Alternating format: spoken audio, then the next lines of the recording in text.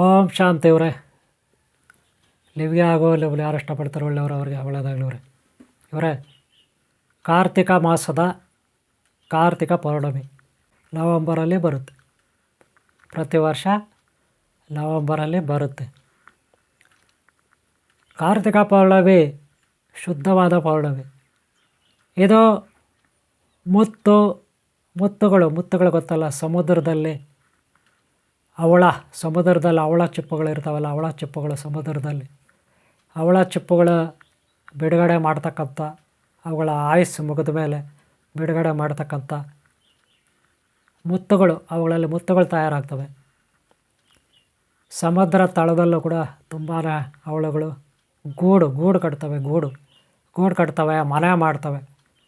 ತುಂಬ ದೊಡ್ಡದಾಗಿ ಒಳ್ಳೆ ಕೋಟೆಗಳ ಥರ ಕೆರೆ ಕಟ್ಟೆಗಳಿರ್ತಾವಲ್ಲ, ಕೆರೆ ಕಟ್ಟೆಗಳು, ನದಿ ಬ್ರಿಡ್ಜ್ಗಳು ಆ ಥರ ಕಟ್ಟಿರ್ತವೆ ಸಮುದ್ರದಲ್ಲಿ. ಬರೀ ಅವಳ ಮುತ್ತುಗಳು ಅದರಲ್ಲಿ ತಗೊಂಡು ಬಂದು ಮಾರ್ತಾರೆ. ಅದೆಲ್ಲ ಜ್ಯುವೆಲರಿ ಅಂಗಡಿಗಳಲ್ಲಿ ಪಾಲಿಶ್ ಹೊಡೆದು ಹೆಣ್ಮಕ್ಳಿಗೆ ಮುಂದುಗಡೆ ಸೇಲ್ ಮಾಡೋಕ್ಕೆ, ವ್ಯಾಪಾರ ಮಾಡ್ಲಿಕ್ಕೆ ಇಡ್ತಾರೆ. ಅವುಗಳೆಲ್ಲ ಹೆಣ್ಮಕ್ಳು ಗಂಡು ಮಕ್ಕಳು ಎಲ್ಲರೂ ತಗೊಳ್ತಾರೆ ಮುತ್ತುಗಳನ್ನು ಹಣ ಕೊಟ್ಟು. ಈ ಮುತ್ತು ಬಗ್ಗೆ ಹೇಗೆ ಹೇಳ್ತಾ ಇದ್ದಿಲ್ಲ ಅಂತ ನೀವು ಮುಂದೆ ಅರ್ಥ ಆಗುತ್ತೆ. ಲಾಸ್ಟ್ವರೆಗೂ ವಿಡಿಯೋ ನೋಡಿ. ಕಾರ್ತಿಕ ಪೌರ್ಣಮಿ ಇವತ್ತು ಪ್ರತಿ ವರ್ಷ ಬರುತ್ತೆ. ಈ ವರ್ಷ 15ನೇ ತಾರೀಕು ನವಂಬರ್ ತಿಂಗಳು 2024ನೇ ಇಸ್ವಿ ಇವತ್ತಿದೆ. ಇದರೆಲ್ಲ ನಿಮಗೆ ಉಪಯೋಗ ಆಗುತ್ತೆ. ಈ ವಿಡಿಯೋ ನೋಡಿ ಲಾಸ್ಟ್ವರೆಗೂ.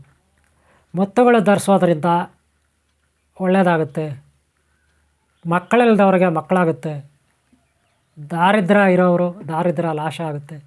ಮದುವೆ ಆಗದವ್ರಿಗೆ ಮದುವೆ ಆಗುತ್ತೆ. ವ್ಯಾಪಾರದಲ್ಲಿ ನಷ್ಟ ಆಗೋರಿಗೆ ವ್ಯಾಪಾರ ಸರಿ ಹೋಗುತ್ತೆ ಅನ್ನೋದು ಒಂದು ನಂಬಿಕೆ. ಅದಕ್ಕೆ ಮುತ್ತು ರತ್ನಗಳನ್ನು ಬಳಸ್ತಾರೆ. ಕೈಗಳಲ್ಲಿ ಉಂಗುರಗಳಿಗೆ, ಕಿವಿಗಳಲ್ಲಿ ಓಲೆಗಳಿಗೆ, ಮೂಗಿಗೆ, ಕುತ್ತಿಗೆಯಲ್ಲಿ ನೆಕ್ಲೆಸ್ಸು, ಸರಗಳು, ಒಟ್ಟಾರೆ ಜ್ಯುವೆಲರಿ ಒಡವೆಗಳು ಅದಕ್ಕೆ ಬಳಸ್ತಾರೆ ಮುತ್ತುಗಳನ್ನು. ಹಾಗೆ ರತ್ನಗಳು, ವಜ್ರ ವೈಡೂರ್ಯಗಳು, ಬೆಲೆ ಬಾಳುವ ವಜ್ರ ವೈಡೂರ್ಯಗಳು, ಮುತ್ತುಗಳು ಅಂತಾರಲ್ಲ, ರತ್ನಗಳು ಅಂತಾರೆ. ರತ್ನಗಳು ಅಂದರೆ ಬಂಗಾರದ ನೆಕ್ಲೆಸ್ಗಳಲ್ಲಿ ಓಲೆ, ಕಿವಿ ಓಲೆ, ಮೂಗುಲತ್ತು ಇವುಗಳಲ್ಲೆಲ್ಲ ಇರ್ತದೆ. ಕಲ್ಲುಗಳು ಅಂತಾರೆ, ವಜ್ರದ ಕಲ್ಲುಗಳು ಅಂತಾರೆ. ಗೊತ್ತಾಯ್ತಲ್ಲ, ಇವೆಲ್ಲ ಬಳಸ್ತಾರೆ ಅಲ್ವಾ. ವಜ್ರಗಳಲ್ಲಿ ಸಿಗುತ್ತೆ ಸವಾಲೆ ವಜ್ರಗಳು. ಅಗ್ಲಿ ಪರ್ವತಗಳೆಲ್ಲಿರುತ್ತೆ, ಆಫ್ರಿಕಾ ಖಂಡದಲ್ಲಿ ಹೆಚ್ಚಾಗಿ ಸಿಗುತ್ತೆ. ಇನ್ನು ಬೇರೆ ಬೇರೆ ದೇಶದಲ್ಲಿ ಹೆಚ್ಚಾಗಿ ಸಿಗುತ್ತೆ ವಜ್ರಗಳು. ಅಗ್ಲಿ ಪರ್ವತಗಳಲ್ಲಿ ವಜ್ರಗಳು ತಯಾರಾಗುತ್ತೆ ಲಾವಾರಸದಿಂದ ಕಾರ್ಬನ್ ಮೊನಾಕ್ಸೈಡ್ ಅಥವಾ ಕಾರ್ಬನ್ ಡೈಆಕ್ಸೈಡ್ ಅಥವಾ ಕಾರ್ಬನ್ ನೈಟ್ರೇಟ್ ಅಂತ ಬರುತ್ತೆ, ಕಾರ್ಬೋರೈಡು. ಇವುಗಳಿಂದ ವಜ್ರಗಳು ತಯಾರಾಗ್ತವೆ. ಇಲ್ಲ ಏನೆಲ್ಲ ಇದೆ, ಅದು ವಿಜ್ಞಾನಿಗಳಿಗೆ ಗೊತ್ತದು, ಸಂಶೋಧಕರಿಗೆ. ಓಕೆಲಾ. ಅದು ಅಗ್ಲಿ ಪರ್ವತಗಳಿರೋ ಕಡೆ ಮಾತ್ರ ಹೆಚ್ಚಾಗಿ ಸಿಗೋದು ವಜ್ರಗಳು. ಸರಿಲಾ. ಬೆಲೆ ಬಾಳುತ್ತೆ ವಜ್ರಗಳು. ಸವಾಲವಾಗಿ ವಜ್ರಗಳು ಅಂದರೆ ಅವುಗಳೆಲ್ಲ ಮುತ್ತು ರತ್ನಗಳೆಲ್ಲ ಬಳಸೋದ್ರಿಂದ ಕಾರ್ತಿಕ ಪೌರ್ಣಮಿ ಬರುತ್ತೆ. ಈ ಟೈಮಲ್ಲಿ ಹೆಚ್ಚಾಗಿ ಅವಳಿಗೆ ಶಕ್ತಿ ಬರುತ್ತೆ. ಯಾರ್ಯಾರು ಉಂಗುರಗಳು ಹಾಕ್ಕೊಂಡಿದ್ರೆ ವಜ್ರದ್ದು, ಮುತ್ತು ರತ್ನಗಳದ್ದು ಉಂಗುರಗಳಿರ್ಬೋದು, ನೆಕ್ಲೆಸ್ಗಳಿರ್ಬೋದು, ಮೂಗಲತ್ತು ಇರ್ಬೋದು, ಕಿವಿ ಓಲೆ ಇರ್ಬೋದು, ಯಾರ್ಯಾರು ಹಾಕ್ಕೊಂಡಿರ್ತಾರೆ ಒಡವೆಗಳು. ಯಾರ ಮನೆಯಲ್ಲಿ ವಾಚ್ಗಳಲ್ಲಿ ಇರುತ್ತೆ ಮುತ್ತು ರತ್ನಗಳು, ಡೈಮಂಡ್ಸ್, ವಜ್ರಗಳಿರ್ತೀವಲ್ಲ, ಯಾರ್ಯಾರ ಹತ್ರ ಇರುತ್ತೆ ಇದು ಬಳಸ್ತಾರೆ. ಅವರಿಗೆ ಕಾರ್ತಿಕ ಪೌರ್ಣಮಿನಲ್ಲಿ ಚಂದ್ರ ಭಗವಾನ್ನಿಂದ ಹೆಚ್ಚಿನ ಶಕ್ತಿ ಬರುತ್ತೆ ಅವುಗಳಿಗೆ. ಇವುಗಳಲ್ಲಿ ಹೆಚ್ಚಿನ ಶಕ್ತಿ ಬಂದರೆ ಅವ್ರಿಗೆ ಪಾಸಿಟಿವ್ ಎನರ್ಜಿ, ಬಯೋ ಎನರ್ಜಿ ಬರುತ್ತೆ. ಸೋಲಾರ್ ಸಿಸ್ಟಮ್, ಆಕಾಶ ಶಕ್ತಿ, ಗ್ರಹಗಳ ಶಕ್ತಿ, ನಕ್ಷತ್ರಗಳ ಶಕ್ತಿ ಬರುತ್ತೆ. ಹೀಲಿಯಂ, ಚಂದ್ರ ಭಗವಾನಲ್ಲಿ ಹೆಚ್ಚಾದ ಹೀಲಿಯಂ ಇದೆ. ಭೂಮಿ ಮೇಲೆ ಏನಿದೆ ಅದರ 1,00,000 ಪಟ್ಟು, ಕೋಟಿ ಪಟ್ಟು ಹೆಚ್ಚಾಗಿದೆ ಅಲ್ಲಿ ಚಂದ್ರ ಭಗವಾನ. ಹೀಲಿಯಂ ಏನಕ್ಕಾಗುತ್ತೆ ಅಂದರೆ ಜೀವ ಜಗತ್ತು ಸೃಷ್ಟಿ ಆಗಬೇಕಾದ್ರೆ ಹೀಲಿಯಂ ಮಿಥೇನ್ ಇವೆಲ್ಲ ಬೇಕೇ ಬೇಕು. ಅಲ್ಲಿ ಹೆಚ್ಚಾಗಿದೆ.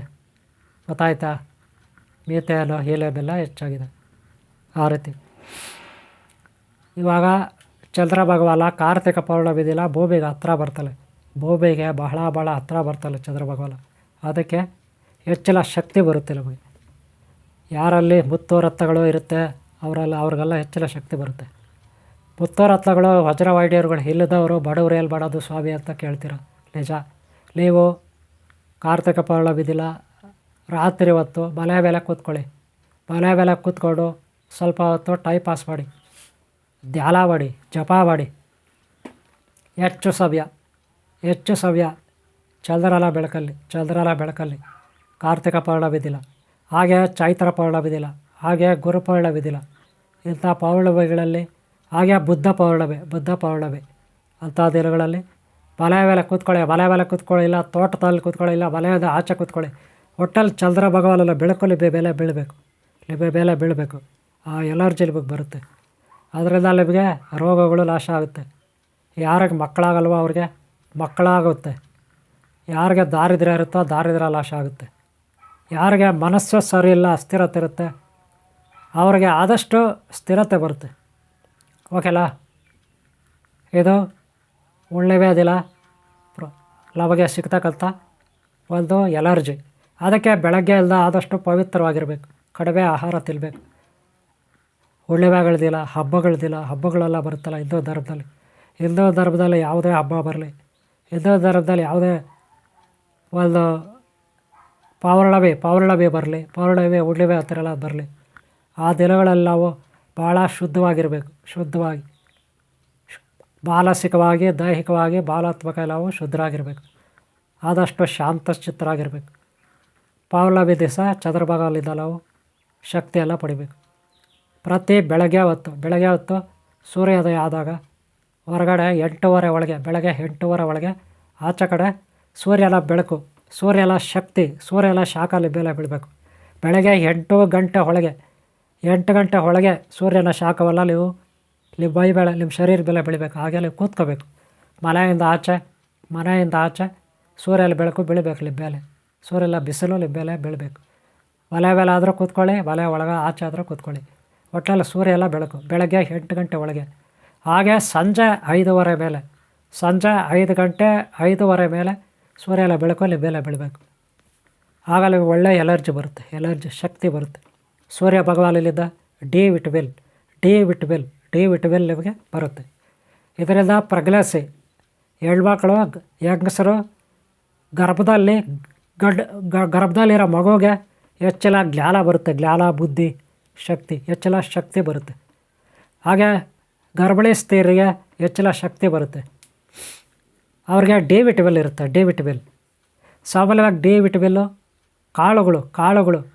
ಕಾಳುಗಳಲ್ಲಿರುತ್ತೆ. ಅಲಸಂದಿ ಕಾಳು, ಅವರೆಕಾಳು, ಕಡಲೆಕಾಳು, ಹಸಿರು ಕಾಳು, ತೊಗರಿ ಕಾಳು ಇತ್ಯಾದಿ ಕಾಳುಗಳಲ್ಲಿ, ಆಮೇಲೆ ಭತ್ತ, ಗೋಧಿ, ಸಜ್ಜೆ ಇತ್ಯಾದಿ ಕಾಳುಗಳು, ದವಸ ಧಾನ್ಯಗಳಲ್ಲಿ ಡಿ ವಿಟಮಿನ್ ಇರುತ್ತೆ. ಕಡಲೆ ಬೀಜದಲ್ಲಿ, ನೆಲಗಡಲಲ್ಲಿ ಎ ವಿಟಮಿನ್ ಇರುತ್ತೆ. ಗೊತ್ತಾಯ್ತಾ? ಸೂರ್ಯನ ಶಾಖ ನೀವು ಡೈರೆಕ್ಟಾಗಿ ಇದು ಮಾಡಿದ್ರೆ ಹೆಚ್ಚಿನ ಶಕ್ತಿ ನಿಮಗೆ ಬರುತ್ತೆ. ಕಾಳುಗಳು ದವಸ ಧಾನ್ಯ ತಿಂದರೆ ಅದರಿಂದ ಸ್ವಲ್ಪ ಬರುತ್ತೆ, ಅದಕ್ಕಿಂತ ಜಾಸ್ತಿ ನಿಮಗೆ ಹೆಚ್ಚಿನ ಶಕ್ತಿಯಲ್ಲಿ ಬರುತ್ತೆ. ಅದಕ್ಕೆ ಋಷಿಮುನಿಗಳು, ತಪಸ್ವಿಗಳು ಬೆಳಗ್ಗೆ ಸೂರ್ಯೋದಯ ಆದಾಗ ನದಿ ಸ್ಥಳ ಮಾಡ್ತಾರೆ, ಅಥವಾ ಎಲ್ಲೋ ಬಾವಿ, ಹೊಂಡ, ಕುಂಡದಲ್ಲಿ, ತೀರ್ಥದಲ್ಲಿ ಸ್ನಾನ ಮಾಡಿ ಸೂರ್ಯನ ಶಾಖ ಅವ್ರ ಮೈಮೇಲೆ ಬೀಳೋಕೆ ಮಾಡ್ಕೊಳ್ತಾರೆ. ಅದಕ್ಕೆ ಋಷಿಮುನಿಗಳಿಗೆ ಡೈಲಿ ಆ ರೀತಿ ಮಾಡೋದು, ಅವ್ರಿಗೆ ಶಕ್ತಿ ಬರುತ್ತೆ ಅಂತ. ಹಾಗೆ ಪೌರ್ಣಮಿ, ಗ್ರಹಣ ದಿನ, ಭಾನುವಾರ ಇಂಥ ಟೈಮ್ಗಳಲ್ಲಿ, ಅಮಾವಾಸ್ಯೆ, ಪೌರ್ಣಮಿ, ಗ್ರಹಣ ದಿನಗಳಲ್ಲಿ ತಪಸ್ಸಾಧನೆ ಮಾಡ್ತಾರೆ. ಯಾರು? ಋಷಿಮುನಿಗಳು. ಪೌರ್ಣಮಿ, ಅಮಾವಾಸ್ಯೆ ದಿನಗಳಲ್ಲಿ ಶುದ್ಧ ಮಾಂತ್ರಿಕರು, ಯಂತ್ರ, ತಂತ್ರ, ಮಂತ್ರ ಮಾಂತ್ರಿಕರು ಅವರು ಅಮಾವಾಸ್ಯೆ ದಿನಗಳಲ್ಲಿ ಮಾಡ್ತಾರೆ. ಗ್ರಹಣ ಟೈಮ್ಗಳಲ್ಲಿ ಎಲ್ಲರೂ ಮಾಡ್ತಾರೆ. ಪೌರ್ಣಮಿ ಟೈಮಲ್ಲೇ ಎಲ್ಲರೂ ಮಾಡ್ತಾರೆ. ಇಲ್ಲೇ ನಾಗಸರ್ಪಗಳಿಗೆ, ದೇವತೆಗಳಿಗೆ ಹೆಚ್ಚಿನ ಶಕ್ತಿ ಇರುತ್ತೆ ಪೌರ್ಣಮಿ ದಿನಗಳಲ್ಲಿ ದೇವತೆಗಳಿಗೆ ಹೆಚ್ಚಿನ ಶಕ್ತಿ ಇರುತ್ತೆ. ಅಮಾವಾಸ್ಯೆ ದಿನಗಳಲ್ಲಿ ದುಷ್ಟ ಶಕ್ತಿಗಳಿಗೆ, ಅಂದರೆ ದೆವ್ವ, ಭೂತ, ಪ್ರೇತ, ಪಿಶಾಚಿಗಳು, ದೈತ್ಯರಿಗೆ ಹೆಚ್ಚಿನ ಶಕ್ತಿ ಇರುತ್ತೆ. ಅಮಾವಾಸ್ಯೆ,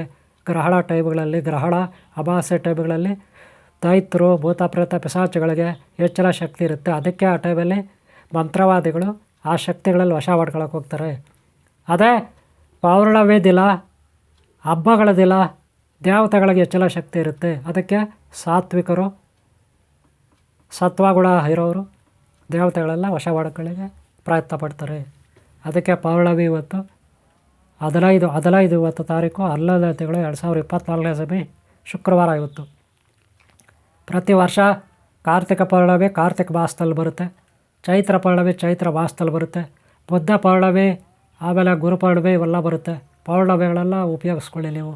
ಹಬ್ಬಗಳೆಲ್ಲ ಉಪಯೋಗಿಸ್ಕೊಳ್ಳಿ. ಹಿಂದೂ ಧರ್ಮದ ಹಬ್ಬಗಳೆಲ್ಲ, ಪೌರ್ಣಮಿಗಳೆಲ್ಲ, ಆಚರಣೆಗಳೆಲ್ಲ, ಸಂಸ್ಕಾರ ಸಂಸ್ಕೃತಿ ಎಲ್ಲ ಬೆಳೆಸ್ಕೊಳ್ಳಿ ಅಂತ ನಾನು ನಿಮಗೆ ಒಂದು ಸಲಹೆ ನೀಡ್ತಾ ಇದ್ದೀನಿ. ಇದರಿಂದ ನಿಮಗೆ ಎಲ್ಲ ರೀತಿಯಲ್ಲೂ ಒಳ್ಳೆಯದಾಗುತ್ತೆ.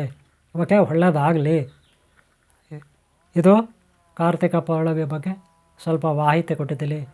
ಈ ಸಮಯದಲ್ಲಿ ನಾಗದೇವತೆಗಳಿಗೆ ಹೆಚ್ಚಿನ ಶಕ್ತಿ ಇರುತ್ತೆ.